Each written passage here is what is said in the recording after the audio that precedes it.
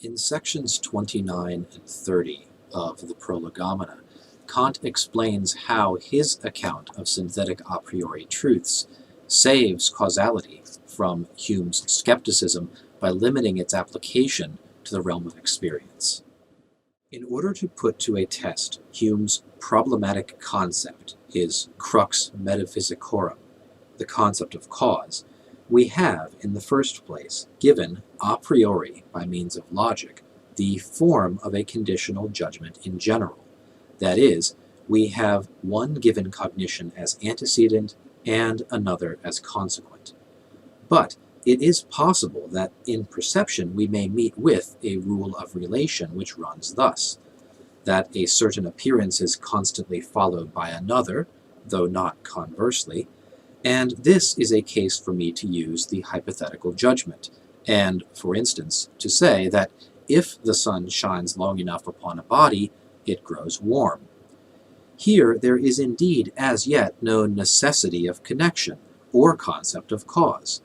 But I proceed and say that if this proposition, which is merely a subjective connection of perceptions, is to be a judgment of experience, it must be regarded as necessary and universally valid. Such a proposition would be that the sun is by its light the cause of heat.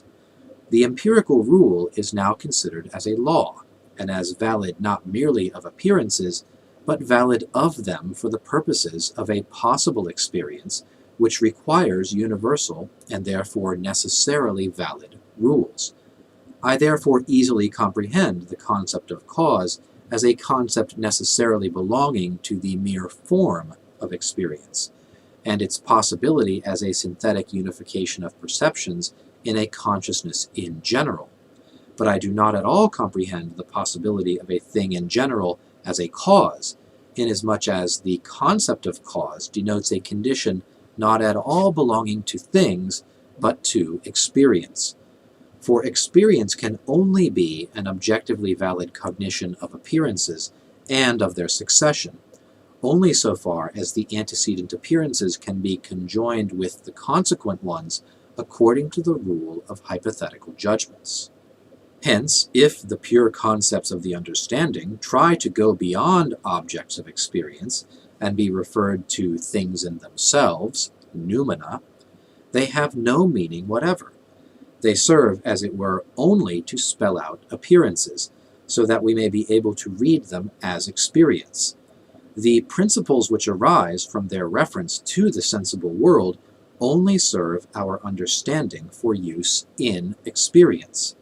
Beyond this, they are arbitrary combinations without objective reality, and we can neither cognize their possibility a priori nor verify their reference to objects, let alone make such reference understandable by any example, because examples can only be borrowed from some possible experience, and consequently the objects of these concepts can be found nowhere but in a possible experience.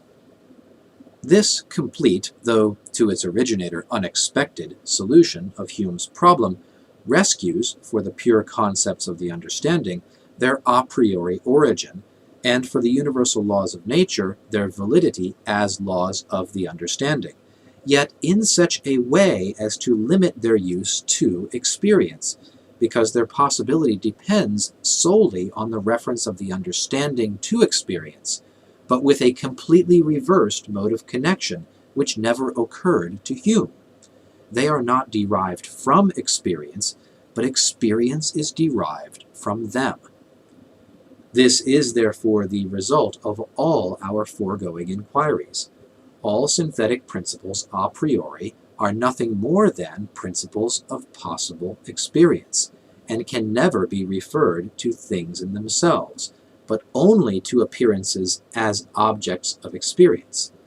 And hence pure mathematics as well as pure natural science can never be referred to anything more than mere appearances, and can only represent either that which makes experience in general possible, or else that which, as it is derived from these principles, must always be capable of being represented in some possible experience.